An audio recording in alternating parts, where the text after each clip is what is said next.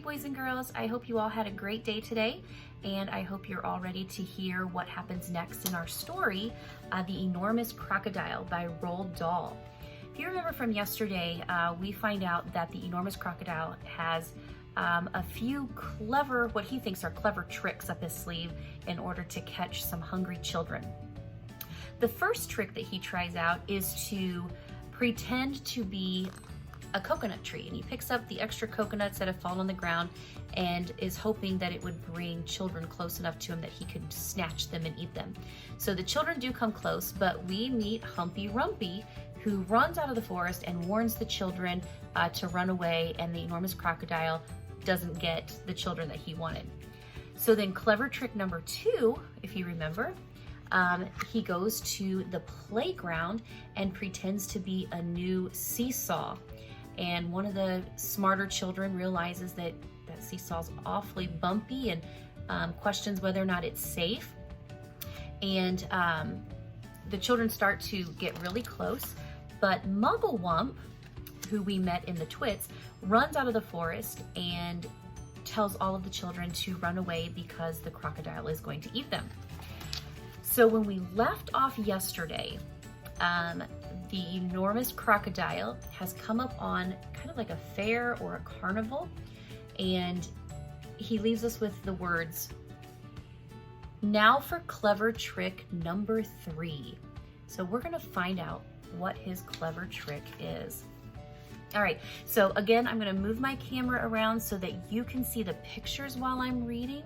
So I'll try to do this as smoothly as I can, because I don't want you to miss out on the colored pictures that our illustrator gives us.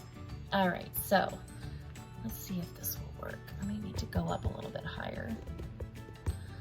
All right, okay, here we go. When no one was looking, he crept up onto the merry-go-round and put himself between a wooden lion and a fearsome dragon. He sat up a bit on his back legs and he kept very still. He looked exactly like a wooden crocodile on the merry-go-round. Soon all sorts of children came flocking into the fair. Several of them ran towards the merry-go-round. They were very excited.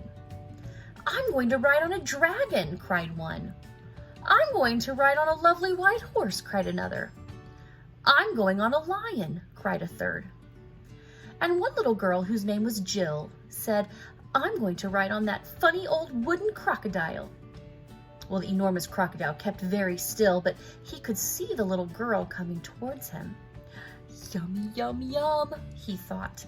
"I'll gulp her up easily in one gulp." Suddenly there was a swish and a swoosh, and something came swishing and swooshing out of the sky. It was the roly-poly bird. He flew around and around the merry-go-round singing, "Look out, Jill, look out, look out! Don't ride on that crocodile." Jill stopped and looked up. "That's not a wooden crocodile," sang the roly-poly bird. "It's a real one. It's the enormous crocodile from the river, and he wants to eat you up." Jill turned and ran, and so did the other children. Even the man who was working the merry-go-round jumped off of it and ran away as fast as he could. The enormous crocodile cursed the roly-poly bird and waddled back into the bushes to hide. "I am so hungry now," he said to himself. "I could eat 6 children before I'm full up." Just outside the town, there was a pretty little field with trees and bushes all around it. This was called the picnic place. There were several wooden tables and long benches, and people were allowed to go there and have a picnic at any time. The enormous crocodile crept over to the picnic place. There was no one in sight. "Now for clever trick number 4, he whispered to himself. He picked a lovely bunch of flowers and arranged it on one of the tables. From the same table, he took away one of the benches and hid it in the bushes. Then he put himself in the place where the bench had been. By tucking his head under his chest and by twisting his tail out of sight, he made himself look very much like a long wooden bench with 4 legs. Soon, 2 boys and 2 girls came along carrying baskets of food. They were all from one family, and their mother had said they could go out and have a picnic together. "Which table shall we sit at?" said one. "Oh, let's take the table with the lovely flowers on it," said another. The enormous crocodile kept as quiet as a mouse. "I shall eat them all," he said to himself. "They will come and sit on my back, and I will swizzle my head quickly around, and after that, it'll be squish, crunch, gulp." Suddenly, a big, deep voice from the jungle shouted, "Stand back, children! Stand back! Stand back!" The children stopped and stared at the place where the voice was coming from. Then, with a crashing of branches, Trunky the elephant came rushing out of the jungle. "That's not a bench you are going to sit on," he bellowed. "It's the enormous crocodile, and he wants to eat you all up." Trunky trotted over to the spot where the enormous crocodile was standing, and quick as a flash, he wrapped his trunk round the crocodile's tail and hoisted him into the air. "Hey, let me go!" yelled the enormous crocodile, who was now dangling upside down. "Let me go! Let me go!" "No," Trunky said, "I will not let you go. We've all had quite enough of your clever tricks." Trunky began to swing the crocodile around and around in the air.